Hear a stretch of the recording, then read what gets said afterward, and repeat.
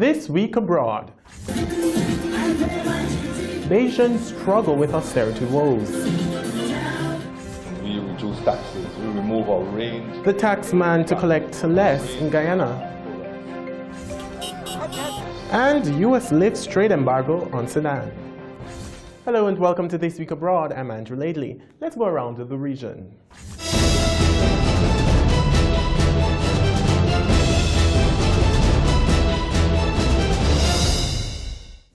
It's almost budget day in Guyana, and the country's finance minister, Winston Jordan, says Guyanese people can expect less taxes this year. We reduce taxes, we remove our range of VAT from a range of products. We remove things like tax on NIS. We ramped up salaries. You know, we gave one-half bonus to the entire public service rather than just army and police and so on. We've gone quite a bit, and I believe if we were to take a knock, it will be the knock on the public sector investment program, because we ramped that up quite a bit, recognizing that government spending acts as a trigger to revitalize the economy, and we have taken a knock on that. The minister says the 2018 budget took into consideration ways to grow entrepreneurship. We have serious human resource problems. When we came in here, no agency was doing procurement planning. None. You'll wake up, people will come up with projects, you know, they come to the budget sessions, you haggle, you do this, you do that, projects get in. The 2018 budget is expected to be presented in Parliament next month. Bahamas Minister of Public Works Desmond Bannister says the government has found itself trapped in a bad deal. He says the agreement, which was signed by the previous administration, is now draining the funds designated for construction work and national recovery. To express my concern that the former administration entered into a 7-year agreement to lease the Pence Builder Square compound at a monthly rent of $46,892.40. What? This was not a prudent decision. On top of that, the government had to pay a security deposit, which is generally unknown in the government's work. Meanwhile, Minister Bannister says despite the financial constraints, the government will be developing a separate fund with some $10 million to help in the hurricane recovery effort. The financial reality, Mr. Speaker, is that the Bahamas is not in a position to bear the burden of new construction at this time due to its existing financial and economic conditions. Mr. Speaker, we are painfully aware that having regard to the current circumstances, it is virtually impossible and unsustainable to continue with the existing policies and practices with regard to home repairs and reconstruction. Therefore, the government has decided to appropriate a fund totaling $10 million, which will be budgeted for repairs with respect to hurricane relief. Unions in Grenada are making a plea for citizens to stand in solidarity in Cuba as that country picks up the pieces after being ravaged by 2 major hurricanes recently. President of the Grenada Commercial and Industrial Workers Union, George Mason, made the call. I'm making a plea again, Grenadians. Don't forget the contribution we got from Cuba. Don't forget the generators that the Cubans came after Ivan and repaired when Grand Lake was thinking of throwing it away. The Cubans came and they repaired the generators, and today those generators are being used by Grand Lake. So we are making a plea again on behalf of Cuba that corporate society, citizens, men, women, boys and girls, all of us who are benefited from Cuba, directly and indirectly, please give whatever you can to help our brothers and sisters, our comrades in Cuba. In the meantime, Cuba's ambassador to Grenada says Cubans are grateful for all the help they've received from the Spice Isle. For us this year is important, first because we are suffering the effects of the Hurricane Irma, and we receive a huge solidarity from the people of Grenada and from the government of Grenada. And first, I want to thank that. I have to express our gratitude for that and for the initiative to open a bank account for relief funds to Cuba, for the relief of Cuba. The ambassador says Cuba needs solidarity from its friends now more than ever, especially since restrictions from the U.S. negatively affects economic growth. The measures of blockades are increased, and the extraterritorial measures are increased too, and we are suffering a lot of difficulties in our development because the blockade is the main obstacle of our development and our social to develop our social program. And in that moment, we are working very hard to recover from the great impact. Meanwhile, in St. Lucia, the Department of Trade and Commerce staged a trade show to encourage nationals to buy more St. Lucian products. Every year we try to ensure that the products are up to standard, and we want the public to understand that when they see the products at the trade show, it is one where the Ministry of Commerce is saying that we endorse this product. We know that it is safe, we believe that it's a good product for you.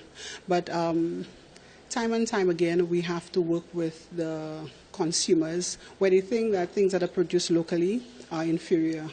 And I think this trade show over the last few years have proven that people come and they see new products, they see things that it's a platform for us to market the goods, because at this trade show you'd get to sample, you'd get to purchase products, and this would give us an opportunity to better ourselves. The trade show was also used to promote St. Lucian goods for the tourism and export markets.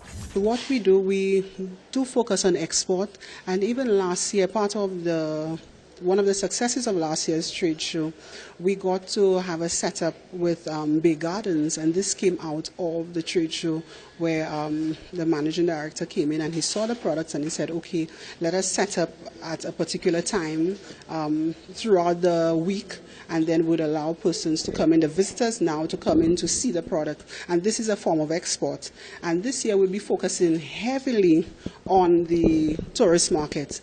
We are working with the SLHTA, we're working with the cruise ships, because we have the cruise ships coming in on that day.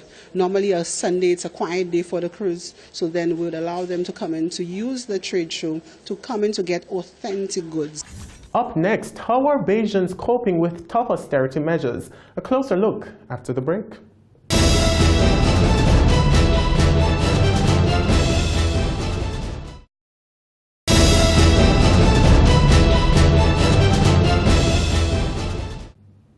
Welcome back to This Week Abroad.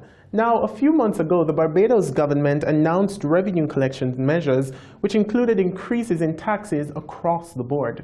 Key among those increases was a 10% hike in the National Social Responsibility Levy. But this was the tipping point for many Bajans. However, analysts say that Bajans wouldn't really start to feel the full effect of these taxes until October. So now we're checking in. This Week Abroad, we speak with Caribbean economist Marla Ducaron for details on the Barbados economy. Hello and welcome to the show, Marla. Thank you, Andrew. Thanks for having me. All right, so what is the economic climate in Barbados right now? Talk to me a little bit about that. Well, you know, if you go to Barbados, you wouldn't guess the economic climate is not very healthy right now. As a casual observer, as a visitor, everything seems fine. But if you scratch the surface and you look below the calm and serene and fun facade of life in Barbados, you will realize that if you look at the macroeconomic data, that things are really not very sustainable and healthy right now. So, for example, Barbados has the highest debt to GDP in the Caribbean, and probably the second highest in the world after Greece. Japan, some people consider to be higher, but a lot of Japan's debt is held by the central bank so that they can repay it as soon as they would like to. But anyway, globally, amongst the top three most indebted countries in the world, and the highest in the region. On top of that, you have a situation where the government has been running fiscal deficits in excess of 8% of GDP for about 3 years. And Before that, it was even wider. You were somewhere around 12% of GDP. And so what that means is that you have a longer term problem taking place in Barbados as opposed to a short term temporary tightness in the fiscal situation. On top of that, since 2014 or so, the central bank has basically been printing money to pay, to give the government to pay their bills. And so you've had the former governor of the central bank, for example, announcing that the central bank was printing 50 million Barbados dollars a month to pay public servants' salaries. And that's a sign to me that the government is pretty much insolvent and has been for some time and has only managed to stay afloat because of the printing of local currency in order to give the government to meet its obligations. So that in a nutshell will say to you how bad the situation is, certainly from a fiscal standpoint. Now the Christmas season is right around the corner. How's the Barbados Yuletide looking? I think because of the higher tax that you mentioned, the National Social Responsibility Levy, you might see a dip in the amount of Christmas shopping, online Christmas shopping, imports for Christmas demand. You might see a bit less of that because it means that people are typically paying 2% or even more if you compound it for imported goods. And you might also see people shifting the way that they consume, where they might have typically gone into a department store and done their shopping. Perhaps they would probably shift more to online shopping where they might be able to get better prices once they have the foreign exchange to do that. So you might see some shifting. Now, do you think the Barbados debt management plan could have been less burdensome on the people? Now, unfortunately, like most of us in the Caribbean, not just Barbados, the government is the largest spender and the largest economic actor, the largest employer. And so even though the government in Barbados had laid off roughly 3,000 workers a couple of years ago, that did not put a significant enough dent in their spending. That reduced their wage bill by maybe about 10%. And so there has to be cutbacks in government spending. There is no escaping that. So to answer your question, it is definitely going to have an impact on everyone when the government does embark on a fiscal consolidation program that it needs to and that makes sense. There is really no insulation. I think what is important is that, as in the case of Jamaica, when the IMF imposed the austerity measures under the program, which, by the way, I mean, Jamaica has the most austere budget on the planet, they also imposed a floor on social spending, meaning that no matter what happens, the government could not have spent less than a certain amount on its social welfare spending. And I think that is an element that has to be adopted in any kind of consolidation program that Barbados will implement. I think what is more important as well, or maybe equally important as imposing a minimum level of spending from the fiscal standpoint, is making sure that this spending is well targeted. Now, is there any indication that economic conditions in Barbados will improve soon? I am of the view that when Barbados does in fact embark on the fiscal consolidation program that it needs to, either voluntarily or imposed by the IMF at some point in time when there is a debt crisis or a balance of payments crisis in Barbados, I think it means that you will see a significant correction in the economy. And so what I'm trying to say is that we might see some improvements in the interim, like now, but when we get to a point where we have to seriously address the fiscal situation in Barbados, there might be some macroeconomic and social repercussions that will be felt. That's my view. And I think there is an election coming up in Barbados in early next year. And I am of the view that no matter who wins the election, this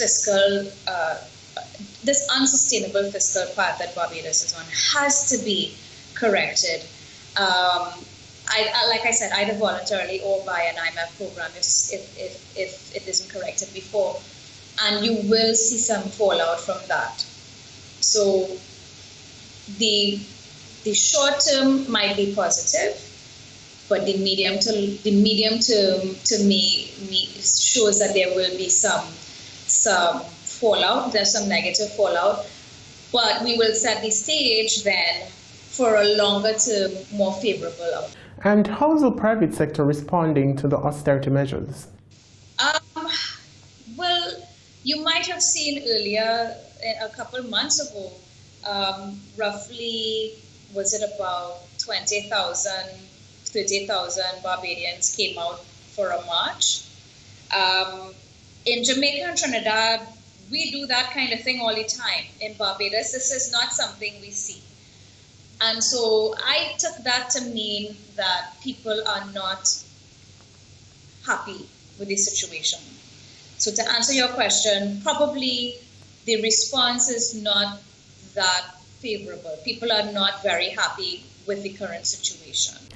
Caribbean economist Marla Ducaron, thank you for joining me on This Week Abroad. No problem. It's been a pleasure, Andrew. Thank you. Now we go further abroad in a bit, but first, here's a look at how some of the major international commodities and their trading this week.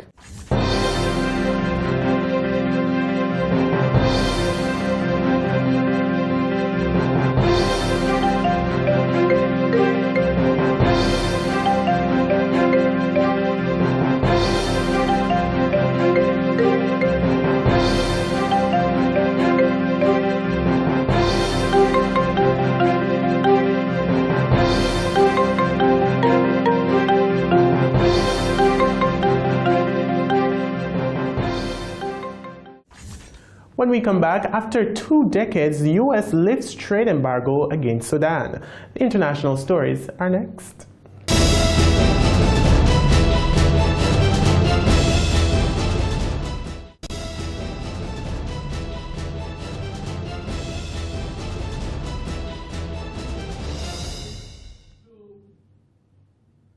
Welcome back to This Week Abroad, and thanks for staying with us.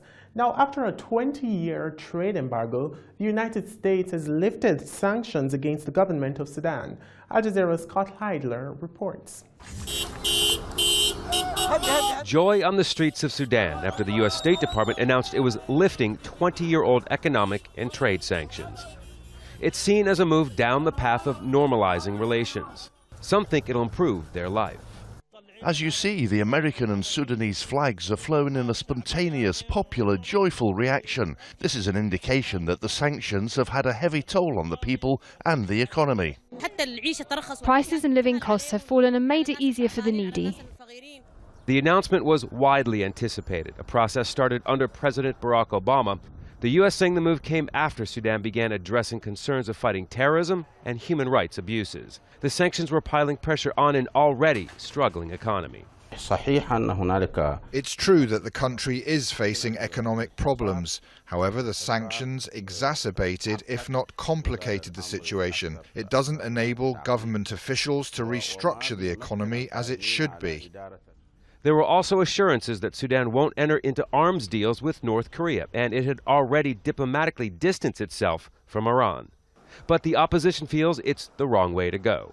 The lifting of sanctions will not bear any fruit. It's only empty propaganda, but in the end it will have a negative impact on the regime, simply because it sent out the wrong message to the people. Sudan, though, will remain on the U.S. list of state sponsors of terrorism. So as the relationship between the two countries improves, there's still more work to be done. Scott Heidler, Al Jazeera. The United States says it will withdraw from UNESCO. Beginning in 2019, Washington says it will serve only as an observer state.